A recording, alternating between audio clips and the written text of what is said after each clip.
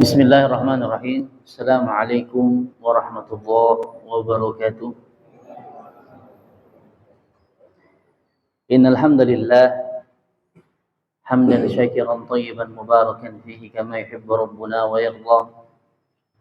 Asyhadu an la ilaha illallah wahdahu la syarika lah wa asyhadu anna Muhammadan 'abduhu wa rasuluh. Sallallahu alaihi wa ala alihi wa sahbihi wa man sara ala nahjihi wastanna bi sunnatihi ila yaumiddin. قال الله تعالى في كتابه الكريم أعوذ بالله من الشيطان الرجيم يا أيها الذين آمنوا اتقوا الله حق تقاته ولا تموتن إلا وأنتم مسلمون. وقال تعالى يا أيها الذين آمنوا اتقوا الله وقولوا قولا سديدا يصلح لكم أعمالكم ويغفر لكم ذنوبكم ومن يطع الله ورسوله فقد فاز فوزا عظيما. أما بعد فإن أصدق الحديث كتاب الله وخير الهدى هدى محمد عليه الصلاة والسلام شر الأمور محدثاتها وإياكم ومحدثات الأمور. Jemaah yang dimuliakan oleh Allah Subhanahu wa taala, kembali di kesempatan malam hari ini kita bisa berjumpa dan bertatap muka. Alhamdulillah, jalinan persaudaraan sesama kita yang dibangun di atas fondasi keimanan merupakan jalinan kuat,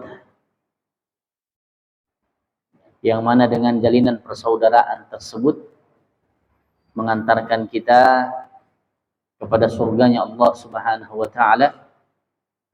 Selama jalinan persaudaraan diisi dengan tanasuh, saling nasihat, menasihati di antara kita, karena persaudaraan sejati, persahabatan sejati itu adalah apabila keberadaan saudara kita mendekatkan diri kita kepada Allah Subhanahu wa taala, menambahkan rasa takut kita kepada Allah Azza wa Jalla. Inilah pentingnya lingkungan kita, pergaulan kita. Istilahnya sekarang itu circle kita itu harus bagus. Yang kita temani adalah teman-teman yang baik, teman-teman yang mengajak kita kepada kebaikan. Dan alhamdulillah, kami sangat berterima kasih kembali kepada para jamaah sekalian, pada para ikhwan, ya, pengurus masjid ini, demikian pula teman-teman dari Andil Mengaji, ya, yang membersamai kami ini, yang sama-sama kita berta'awun 'alal birri wat taqwa. Kita tolong menolong di atas kebaikan dan takwa. Apa yang bisa kita berikan, peran apa yang bisa kita jalankan untuk bisa memberikan sumbangsih tenaga, pikiran, ilmu dan waktu kita untuk agama Allah Subhanahu wa taala. Sehingga pada kesempatan di malam hari ini kajian bisa kita kembali lanjutkan dan kita bisa kembali menegakkannya. Semoga ini bisa menjadi tambahan faedah, manfaat lebih besar yang akan kita peroleh dengan ilmu dan amal soleh yang telah kita lakukan. Barakallahu fikum. Pembahasan kita di kesempatan malam hari ini adalah bagaimana kita menyambut bulan suci Ramadan dengan bekal ketakwaan. Ya, dengan bekal ketakwaan.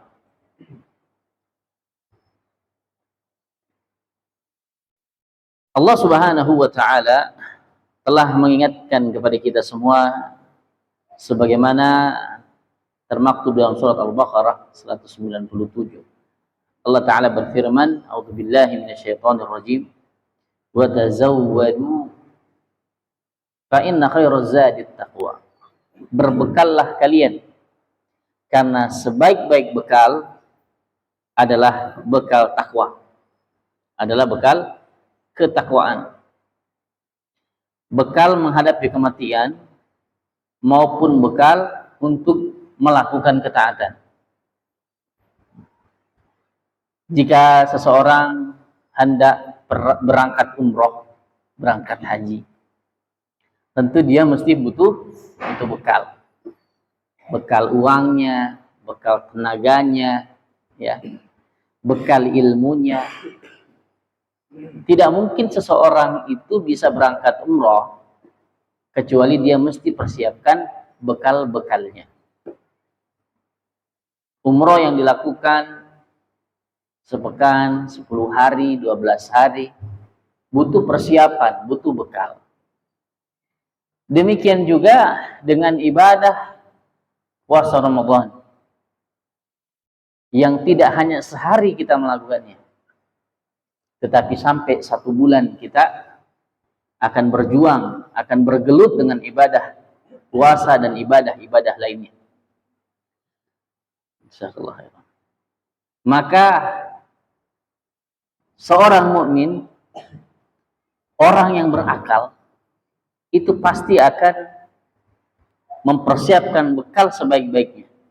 Sebagaimana Allah Subhanahu wa taala melanjutkan dalam ayat tadi, wattaquni ya ulil albab, dan bertakwalah kepadaku wahai orang-orang yang berakal. Allah menyeru kepada kita orang-orang beriman sebagai orang yang berakal, yaitu orang yang memikirkan tentang bekal. Jadi kalau ada orang yang bagus persiapannya, mau persiapan kerja, mau persiapan masa depan, mau persiapan ibadah, semakin matang persiapannya, semakin berakal sesungguhnya dirinya. Makanya Allah Subhanahu wa taala sebutkan ya ulil albab, wahai orang yang berakal. Karena logis masuk akal, kalau kita kurang bekal, pasti kita tidak akan maksimal menjalani sebuah perjalanan.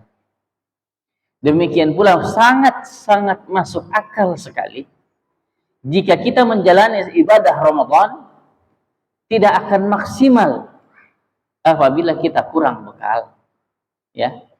Tetapi apabila kita cukupkan bekal-bekal tersebut, insya Allah itu menjadi wasilah, menjadi sarana, menjadi sebab datangnya pertolongan Allah sehingga kita mudah, sehingga kita bisa memaksimalkan ibadah Ramadan. Maka kita yang berakal tentunya akan berusaha untuk mempersiapkan sebaik mungkin bekal-bekal apa yang mesti kita bawa ketika kita bertemu dengan bulan suci Ramadan. Barakallahu fikum. Jamaah yang dimuliakan oleh Allah Subhanahu wa taala, bekal yang paling utama, ya, di dalam menghadapi bulan suci Ramadan adalah bekal ilmu. Ya, adalah bekal apa? Bekal ilmu. Bila syak, tanpa keraguan sedikit pun. Yang paling pertama yang harus kita persiapkan jamaah sekalian adalah bekal ilmu. Ilmu apa? Bukan ilmu sembarangan, bukan ilmu masak, ya, bukan ilmu jualan. Mentang-mentang Ramadan banyak yang jualan, bukan ilmu jualan, ya, bukan bagaimana caranya memikat lapak kita banyak didatangi orang saat kita buka lapak jualan takjil, bukan itu yang dibutuhkan. Tetapi yang dibutuhkan adalah ilmu apa saja yang menjadikan puasa kita menjadi puasa yang sah. Dan ilmu apa saja yang kita butuhkan agar kita bisa memaksimalkan Ramadan dengan amaliyah yang dicontohkan oleh Nabi Sallallahu Alaihi Wasallam. Ah, itu dia ilmunya. Dan kapan kita mesti mempersiapkan ilmu tadi? Ilmu tersebut dipersiapkan sebelum kita terjun ke gelanggang, ya, umroh. Bekalnya nanti dicari di sana, ya tidak bisa. Bekal sudah disiapkan dulu, baru berangkat. Berangkat dulu, baru cari uangnya, ya, baru cari bekalnya, kan sesuatu yang tidak masuk akal. Tapi kemudian seseorang akan berhasil dengan Ramadannya apabila sebelum Ramadan dia sudah mempersiapkan bekal ilmu tersebut. Tentu menarik apa yang diucapkan oleh Khalifah Umar bin Abdul Aziz rahimahullahu ta'ala. Beliau katakan, man abadallaha bighairi ilm. Siapa yang menyembah, siapa yang beribadah kepada Allah tanpa disertai dengan ilmu supaya dia bisa beribadah dengan benar dan baik, kana ma yufsidu aktsar mimma yuslih, maka buah daripada ibadahnya itu lebih besar kerusakannya daripada kebaikannya. Adakah orang mau beribadah tujuannya untuk merusak? Kan tidak ada. Semua ibadah kan tujuannya adalah untuk kebaikan. Ada orang berdoa, doa jelek untuk dirinya kan tidak ada. Ada orang sholat supaya dia celaka kan tidak ada. Adakah orang puasa supaya dia menderita? Juga tidak ada. Tapi itu menjadi ada, jemaah sekalian. Hal tersebut bisa menjadi sesuatu yang nyata. Sholat, puasa, zakat, ibadah lainnya bisa menjadi sesuatu yang merusak. Mungkin tidak merusak orang lain, tapi merusak diri kita. Kapan itu? Ketika kita lakukan ibadah tadi, sebagaimana perkataan Umar bin Abdul Aziz rahimahullah ta'ala, kita lakukan ibadah tanpa dibawa, tanpa disertai dengannya ilmu. Imam Bukhari rahimahullahu ta'ala menyebutkan di dalam kitab beliau, Babul ilmi qabla al-qawli wal amal. Bab berilmu mengawali sebelum berkata dan berbuat. Supaya apa? Supaya kita tidak tersesat, supaya kita tidak salah di dalam beramal. Tanyakan para karyawan yang bekerja. Tidak mungkin dia langsung kerja tanpa dia pelatihan dulu. Dia harus tahu SOP pekerjaannya. Dia harus begini, dia harus begini. Dia tahu, dia pahami dulu. Setelah itu baru dia bekerja berdasarkan ilmu dan prosedur pekerjaannya. Pekerjaan dunia saja butuh SOP dan prosedur yang jelas. Apalagi ini pekerjaan akhirat. Menentukan nasib kita dunia dan akhirat. Sangat dibutuhkan prosedur yang jelas. Apa prosedurnya? Ilmu Al-Quran dan As-Sunnah. Sebagaimana yang dijelaskan oleh para ulama. Tapi jemaah yang dimuliakan oleh Allah Subhanahu wa ta'ala, maka inilah pentingnya memiliki bekal ilmu. Ada waktu bagi kita untuk belajar, ya. Mengharapkan majelis ilmu tentu tidak setiap waktu. Alhamdulillah jika ada ustadz, ada dai yang bisa mengisi setiap waktu di tempat ini. Semoga Allah membalas semua kebaikan para dai dan para ustadz yang hadir untuk memberikan pencerahan kepada umat. Namun demikian, ya, ketika hal tersebut tidak bisa diraih, tidak bisa didapatkan karena kesibukan kita, maka bukan berarti kita berhenti belajar. Kami juga sampaikan kepada ibu-ibu tadi sore bahwa setiap kita dituntut untuk giat belajar saat ini, ya.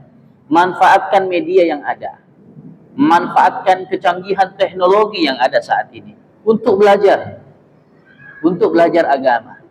Minimal, ya, waktu bermedia sosial itu tidak hanya diisi untuk warawiri, melihat yang tidak jelas, ya, yang kurang manfaatnya, tetapi lebih banyak melihat, oh saya perlu ini untuk belajar tentang fikih puasa, oh saya butuh ini untuk tahu. Jadi minimal ini beberapa hari ke depan sampai diputuskannya kapan 1 Ramadan, kita cari, kita belajar fikih puasa. Mungkin di sini ada bukunya, atau mungkin di rumah ada bukunya. Buka-buka, ya, baca. Nanti kemudian ada yang bingung, ditanyakan kepada yang yang berkompeten untuk bisa menjawab dari kalangan dai, ustadz dan guru. Ya. Tapi butuh keseriusan bagi kita untuk membekali diri kita dengan ilmu, jemaah sekalian. Demikian pula karena kita ini tidak sendirian hidup, ya, kita mayoritas di sini ada kepala rumah tangga, upayakan kita ini ajak anak istri kita, ayo ibu, ayo umi, ayo bunda, kita murojaah, kita ulang lagi nih pelajaran tentang fikih, atau mungkin sama-sama nonton, sama-sama baca, berdiskusi hukum puasa, syarat-syarat puasa, sunnah-sunnah puasa, apa-apa saja yang membatalkan puasa. Hal-hal sederhana, mungkin tidak butuh waktu lama, cukup di murojaah saja supaya kemudian kita teringat lagi, oh iya, dulu Ustaz pernah menjelaskan hal ini. Sehingga kita menyambut Ramadan itu dengan semangat belajar, ya, dengan semangat belajar yang mulai tumbuh dari diri kita dan keluarga kita. Nah, ini beratnya menjadi seorang bapak ini, menjadi seorang kepala rumah tangga. Kalau dia mau pintar, jangan pintar sendirian. Kalau dia mau soleh, jangan soleh sendirian. Kalau dia mau pintar tentang agama, ajak keluarganya untuk paham agama. Kalau dia mau soleh, harus ajak anak istrinya untuk soleh dan soleha. Beda kalau anak, beda kalau istri. Ya, ayah itu mau soleh harus ajak keluarganya untuk soleh dan soleha. Kenapa? Di pertemuan sebelumnya saya pernah jelaskan. Karena kita akan bertanggung jawab atas kerusakan-kerusakan yang ada pada anak istri kita. Sesekali lah ya menyambut Ramadan ini dilihat tuh, bapak bisa juga ya ngajak kita belajar. Tumben-tumben ngajak belajar, ya. Lihat di TV kah itu namanya, lihat di artikel kah. Bu, kita baca sama-sama. Kan proses belajar itu bisa kayak gitu, ya. Bapak belajar, bapak baca aja. Ada buku kecil misalkan atau artikel hukum puasa, dia baca aja tuh. Puasa menurut bahasa ini, menurut istilah ini, hukumnya ini, syarat wajib puasa, bla bla bla bla. Sunnah-sunnahnya baca saja. Minimal dari situ istri dengar. Ya. Kan itu luar biasa ya, itu luar biasa. Suami mau ajak duduk istrinya, Bu, dengar dulu ya, kita belajar ini. Belajar. Insya Allah tidak butuh waktu lama itu. Lebih lama kita ngobrol ngalur ngidul nggak jelas, ya. Tapi ini insya Allah berfaedah. Antum bacakan. Karena di dalam halaqah ta'lim, ya, ketika mulazamah dengan masyayikh itu juga seseorang ketika belajar cukup baca kitabnya. Nanti kemudian syekhnya kasih penjelasan, oh ini tambahan faedahnya, ini pelajaran daripada ucapan tersebut. Ya cukup kita saling membacakan, kita mengulang. Ini penting karena memang itu kewajiban seorang suami, jangan belajar sendirian. Merupakan penerapan daripada firman Allah Subhanahu wa taala, ya ayyuhalladzina amanu ku anfusakum wa ahlikum nar. Allah tidak katakan ku anfusakum nar. Tapi Allah katakan menyertai diri kita, keluarga kita. Ku anfusakum wa ahlikum. Ya, ini mesti menyertai keluarga kita, anak istri kita. Yani ahlu bermakna istri, anak. Taib, jemaah yang dimuliakan oleh Allah Subhanahu wa taala, ini bekal ilmu. Jadi sudah tahu ilmu apa yang mesti dipelajari, yaitu ilmu apa saja yang membuat puasa kita sah dan ilmu apa saja yang dengannya kita bisa mengisi Ramadan dengan amaliyah yang diajarkan oleh Nabi sallallahu alaihi wasallam. Sehingga kita belajar tentang sholat tarawih, kita belajar tentang sedekah, kita belajar tentang keutamaan membaca Al-Quran, dan sebagainya. Kemudian bekal yang berikutnya, sebagai bekal ketakwaan kita kepada Allah Subhanahu wa Ta'ala dalam menyambut Ramadan, adalah dengan memperbanyak bertaubat kepada Allah Azza wa Jalla. Ini masuk Ramadan ini kan, yang kita bawa ini kan diri, jiwa, badan kita yang akan beramal. Jiwa kita beramal, batin kita beramal, badan kita beramal. Kalau tidak dibiasakan, dia sulit untuk bisa menjalani itu dengan baik. Kita tahan mulut kita untuk tidak makan seharian. Kita ajak diri kita, kaki kita, tangan kita, mata kita, pendengaran, penglihatan kita untuk ketaatan. Kalau tidak biasa itu berat. Apalagi kita didera rasa lapar. Siang-siang lapar-lapar, terik matahari. Apalagi saat ini cuaca kan panas-panasnya ini. Ya subhanallah di Ramadan kali ini. Betul-betul kalau misalkan kurang hujan, betul-betul ujiannya, insya Allah pahalanya lebih besar. Siang-siang terik-terik, sore hari, kita jalankan, kita angkat diri kita, kita arahkan kaki kita untuk melangkah ke masjid. Itu kan butuh persiapannya. Itu butuh melatih diri dan jiwa. Tetapi ketahuilah jemaah sekalian, sebagai nasihat buat kami pribadi dan kita semua, ada hal yang bisa menjadi pemberat kaki kita untuk melangkah. Ada hal yang bisa menjadi pemberat mata kita untuk bangun di tengah malam. Ada hal yang menjadi pemberat bagi kita untuk mendengarkan kebaikan. Ada sesuatu yang menjadi pemberat lisan kita untuk beramal soleh, berzikir, membaca Al-Quran. Ada sesuatu yang memberatkan tangan kita untuk bersedekah dan membantu orang lain. Apa itu? Dosa-dosa kita. Ya. Dosa-dosa yang kita lakukan selama ini harus dibersihkan, ya, mesti dibersihkan. Bulan Sya'ban adalah bulan diangkatnya amalan selama 1 tahun. Jadi rekapan amalan setahun itu diangkat di bulan Sya'ban. Makanya Nabi Shallallahu Alaihi Wasallam mengisi bulan tersebut dengan puasa. Wa huwa syahrun yalqulun nasu an baina Rajab wa Ramadan. Manusia banyak terlalai daripada bulan tersebut yang terletak antara Rajab dan Ramadan. Fiha turfa'u fihi al-a'mal, ya. Yani di dalamnya diangkatnya semua amalan-amalan. Wa uhibbu ayyarfa'a amali wa ana sha'im. Dan aku senang, kata Nabi sallallahu alaihi wasallam, apabila bulan di mana diangkat amalanku kepada Rabbil Alamin, saya dalam kondisi sedang berpuasa.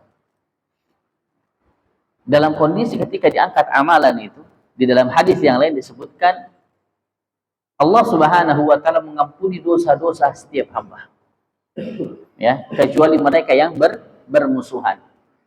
Maka Sya'ban ini jemaah sekalian adalah waktu yang tepat bagi kita untuk bertaubat kepada Allah Subhanahu wa taala. Allah Subhanahu wa taala sebutkan taubat yang tepat dan benar.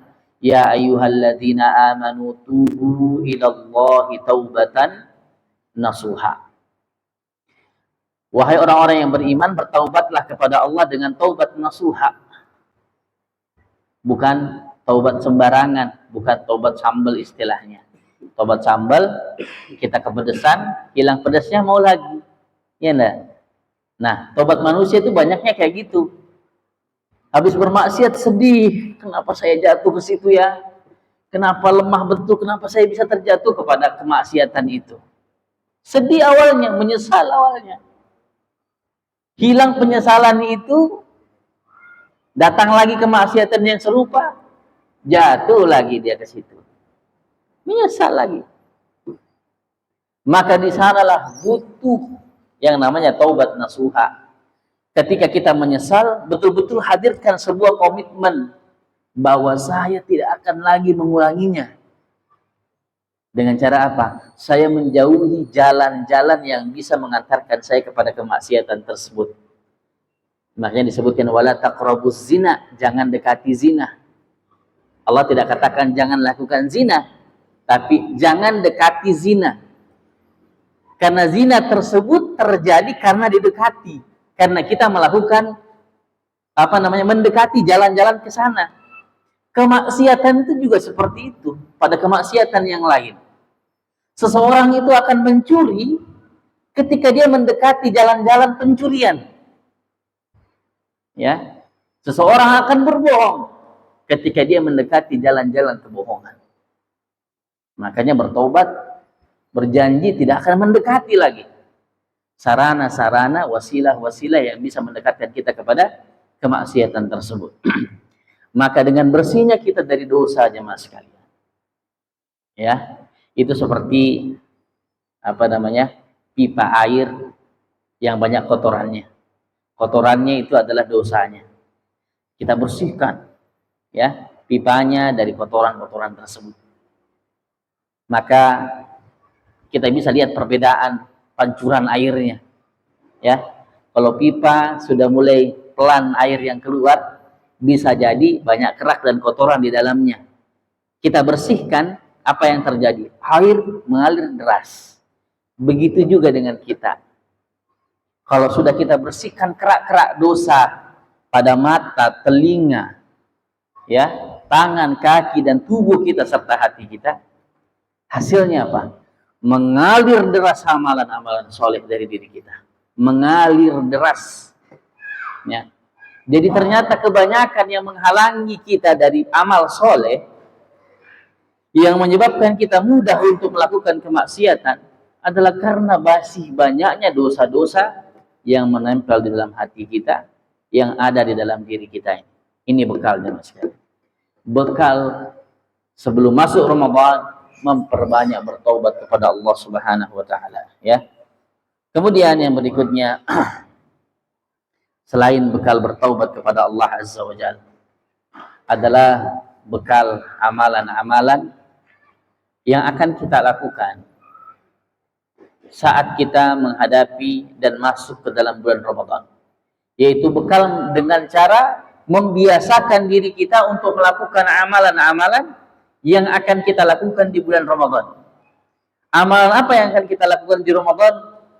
Sebelum masuk Ramadan, latih diri ini untuk bisa melakukannya. Ya, latih diri kita untuk bisa melakukan amalan tersebut.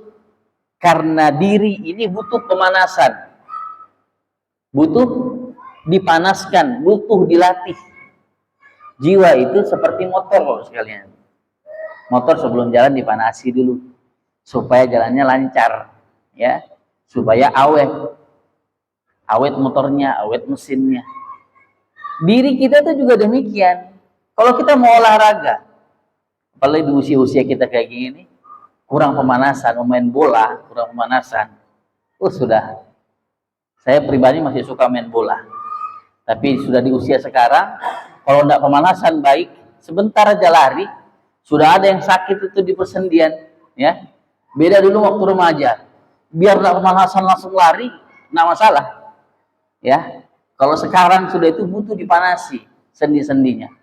Hati, jiwa kita juga demikian, butuh untuk dipanaskan agar terbiasa melakukan amal soleh. Apa dalilnya? Apa buktinya? Nabi Shallallahu Alaihi Wasallam sebelum masuk Ramadan, dia panaskan jiwanya dengan puasa Sya'ban. Hadisnya Aisyah radhiyallahu taala anha menyebutkan bahwasanya Nabi Shallallahu Alaihi Wasallam tidak pernah berpuasa 1 bulan full di luar Ramadan kecuali pada bulan Sya'ban. Sebagian riwayat menyebutkan bahwa beliau hanya beberapa hari tidak berpuasa di bulan Sya'ban. Ini menunjukkan bahwasanya Nabi Shallallahu Alaihi Wasallam saja sebelum masuk Ramadan, beliau panaskan dirinya, beliau latih dirinya, beliau biasakan dirinya untuk berpuasa. Padahal nasib beliau sudah jelas, kedudukan beliau sudah jelas, ya, jaminan beliau sudah jelas di akhirat. Pemanasannya aja 1 bulan. kita ya alhamdulillah berlindung kepada Allah. Allahul musta'an. Kalau misalkan di Sya'ban ini kita belum pernah puasa, sombong sekali kita ini, ya. Takabur sekali kita. Percaya diri banget kita ini, ya. Bisa menjalani puasa Ramadan dengan baik, padahal tidak pernah kita memulainya di bulan Sya'ban. Abu Bakar Al-Balkhi rahimahullahu taala menyebutkan bahwa syahrul Rajab syahrul zara. Bulan Rajab bulan menanam, syahrul Sya'ban syahrul sakyiz zara. Bulan Sya'ban bulan menyiram tanaman, wa syahrul Ramadan syahrul hasadiz zara. Waktunya untuk menuai, waktunya untuk memanen semua hasil-hasil tanaman. Butuh disiram kan? Tanaman itu butuh disiram, butuh dipupuk, butuh untuk dirawat supaya kita masuk kepada musim panennya. Kalau tidak disiram ya gagal panen. Begitu juga ibadah. Kita tidak masuk kepada fase menyiram, Ramadan gagal panen ya sekalian. Ya. Perhatikan masyarakat kita. Kalau tidak mempersiapkan diri, gagal panen. Ya. Gagal panen. Kenapa? Sebentar aja semangatnya.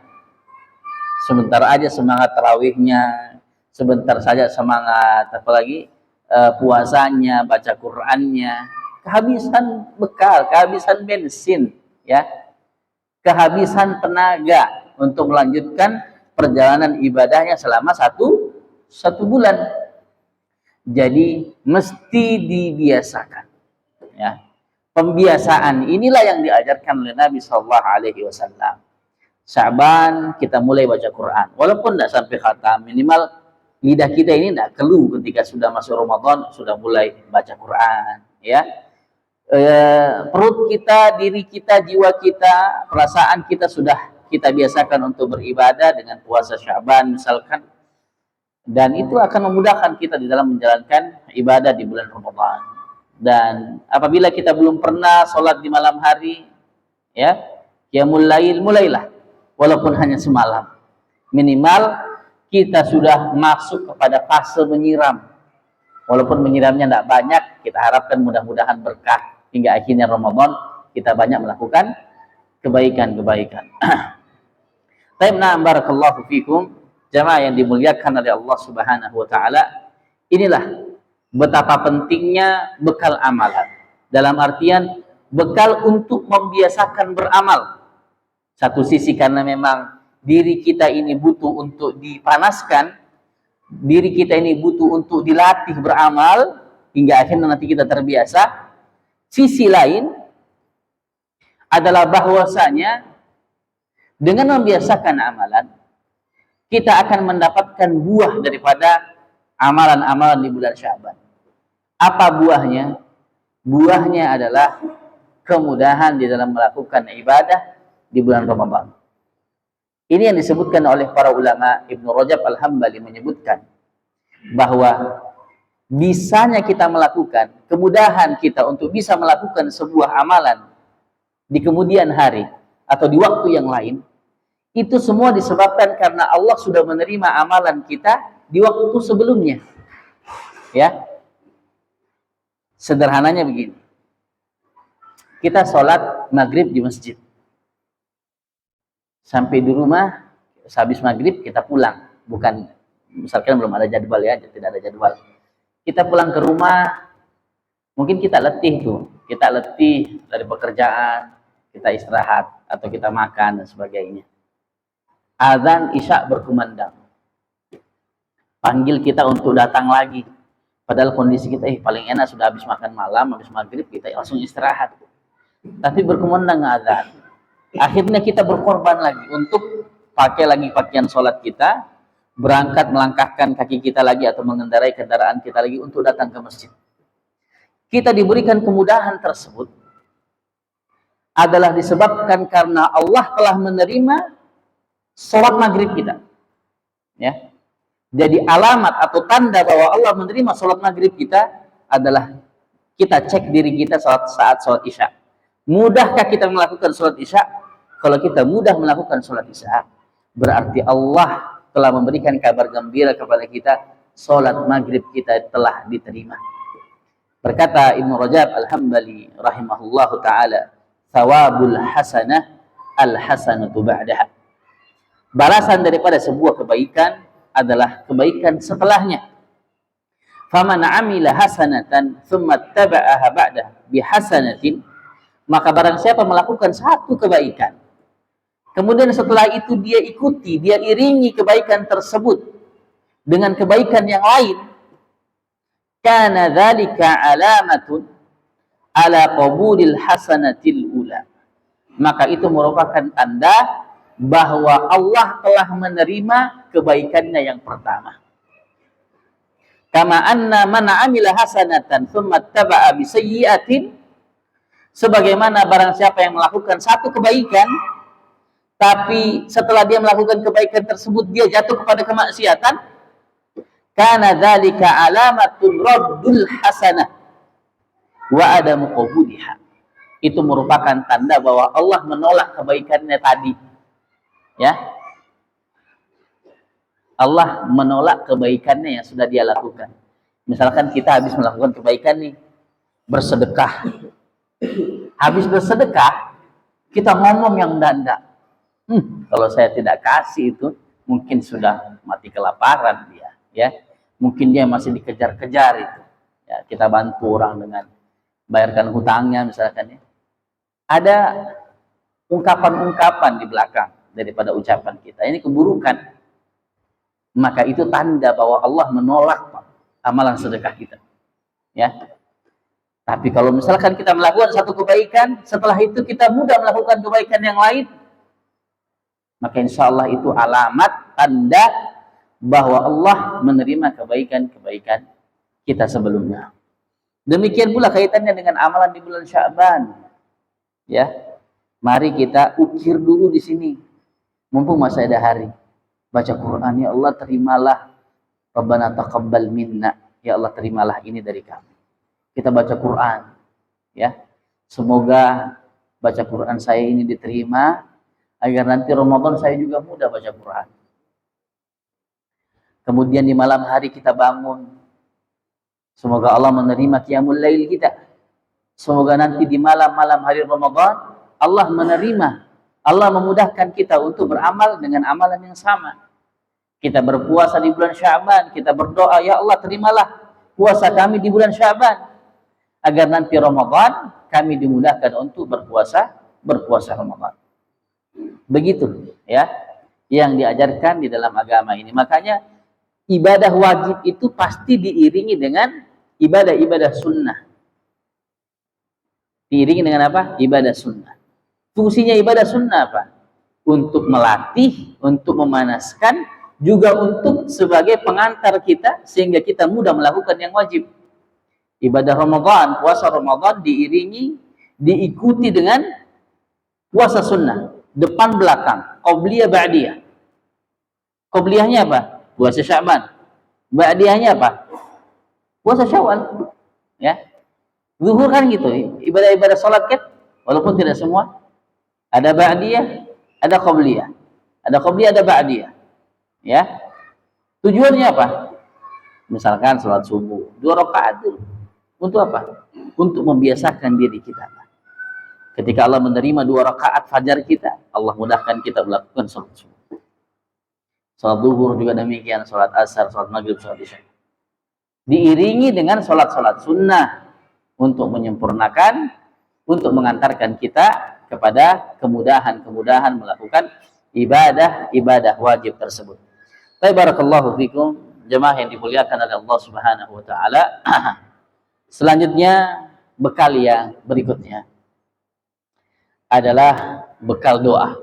Ya, adalah bekal doa. Doa di sini adalah doa-doa yang mengantarkan kita kepada kemudahan-kemudahan untuk melakukan amalan di bulan Ramadan. Doa-doa yang dibutuhkan dan diajarkan oleh salafus saleh dahulu. Diceritakan bahwa salafus saleh dahulu 6 bulan lamanya mereka berdoa setelah Ramadan agar diterima pahala Ramadan mereka. diterima amalan Ramadan mereka. Dan 6 bulan selanjutnya mereka berdoa. Apa doanya? Agar bisa berjumpa dengan Ramadan. Ya. Tinggal berapa hari? Sekarang bukan urusan berapa hari. Karena detik-detik yang kita lalui itu bisa saja ada ajal kita di sana. Ya. Maka di sini kita berdoa. Kita berdoa, Allahumma ballighna Ramadan. Ya Allah, sampaikanlah kami kepada bulan Ramadan. Di antara doa-doa yang paling banyak kita gencarkan di waktu-waktu mustajab saat ini adalah Allahumma ballighna Ramadan. Sampaikan kami kepada Ramadan. Seberapa penting kita bertemu dengan Ramadan, jemaah sekalian. Ada kisah sedikit saya ceritakan. Hadisnya Thalhah bin Ubaidillah. Ada 2 orang sahabat masuk Islam bersama-sama, waktunya sama, dari Bani Khuza'ah. Suatu ketika kedua-duanya ini dikirim oleh Nabi SAW untuk berjihad fisabilillah. Dalam pertempuran tersebut, satu sahabat dari 2 orang ini meninggal dunia, mati syahid. Yang satunya menang, pulang, ya, masih hidup. Namun setelah itu, setahun kemudian dia menyusul saudaranya, meninggal dunia juga. Hanya saja dia meninggal di atas kasur, bukan di medan jihad. Karena sakit dia meninggal di atas kasur. Suatu hari Thalhah bin Ubaidillah, karena sangat mengenal 2 sahabat ini, bermimpi beliau. Di dalam mimpinya Thalhah bin Ubaidillah bermimpi sedang berada di depan pintu surga. Nah, hebatnya ini ya. Thalhah bin Ubaidillah adalah satu dari 10 sahabat yang namanya tersebutkan oleh Nabi SAW dijamin masuk surga. Dia berkata, saya bermimpi di depan pintu surga. Di sebelah saya ada 2 sahabat tadi. Satu yang meninggal mati syahid, satu yang meninggal mati sakit. Memanggil dari dalam surga. Yang dipanggil yang pertama kali adalah yang mati sakit. Baru setelah itu menyusul dipanggil yang mati syahid. Setelah itu berkatalah dari dalam surga, belum waktumu masuk surga, kepada Thalhah bin Ubaidillah. Terbangunlah beliau. Beliau cerita kepada sahabat yang lain, saya heran, kenapa bisa sahabat yang mati sakit lebih dahulu masuk surga daripada yang mati syahid? Ya, padahal mati syahid loh ini ya, mati syahid. Tapi kok dia lebih dahulu yang masuk surga adalah yang mati sakit. Diceritakan kepada sahabat yang lain pun keheranan dengan kenyataan tersebut. Diceritakan kepada Nabi SAW tentang hal tadi. Jadi para sahabat tidak sangka, oh itu cuma bunga tidur saja, tidak. Ini menunjukkan mimpi-mimpi orang beriman itu sebuah kenyataan. Diceritakan kepada Nabi SAW dan Nabi SAW mengatakan, bukankah yang mati sakit itu masih hidup setahun setelahnya? Benar ya Rasulullah. Dia meninggal setahun setelah saudaranya tadi. Apa kata Nabi SAW? Bukankah dia masih bertemu dengan Ramadan? Bukankah dia masih berpuasa di bulan tersebut? Bukankah dia masih sholat ini dan sholat itu selama setahun belakangan? Maka sungguh keutamaan yang sakit itu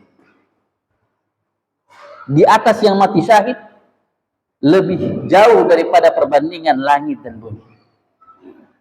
Coba jemaah sekalian, ya. Ketemu dengan Ramadan itu keutamaannya lebih daripada mati syahid bagi mereka yang tidak bertemu dengan Ramadan. Ya. Maka jangan kita anggap sepele perjumpaan itu. Maka butuh kita berdoa kepada Allah Subhanahu wa taala. Ya Allah, Allahumma ballighna Ramadan. Ya Allah, sampaikanlah kami bertemu dengan bulan suci Ramadan. Karena bisa jadi Ramadan besok adalah Ramadan yang diampunkan dosa-dosa kita. Ramadan besok adalah nama kita tertulis bahwa kita terbebaskan dari api neraka.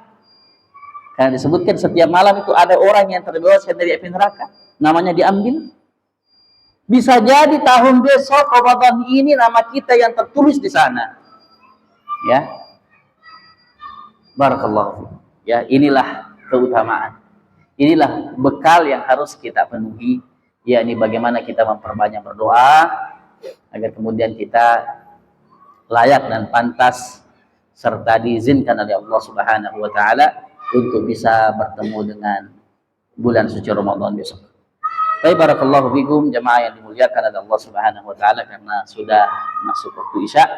Inilah yang bisa kami sampaikan di kesempatan malam hari ini. Semoga bekal-bekal ini bisa kita persiapkan dengan sebaik-baiknya. Kita senantiasa berdoa kepada Allah Azza wa Jalla, semoga kita dimudahkan memenuhi bekal ilmu, bekal amalan kita, bekal taubat kita, bekal-bekal doa kita, sehingga kita bisa bersua dengan Ramadan dalam kondisi yang paling baik, dalam kondisi iman dan Islam ada di dalam diri-diri kita. Wallahu ta'ala alam bisawab. Demikianlah yang bisa kami sampaikan. Wa akhiru da'wana alhamdulillahi rabbil alamin. Kita akhiri dengan doa kafaratul majlis. Subhanakallahumma wa bihamdika asyhadu an la ilaha illa anta astaghfiruka wa atubu ilaik. Assalamualaikum warahmatullahi wabarakatuh.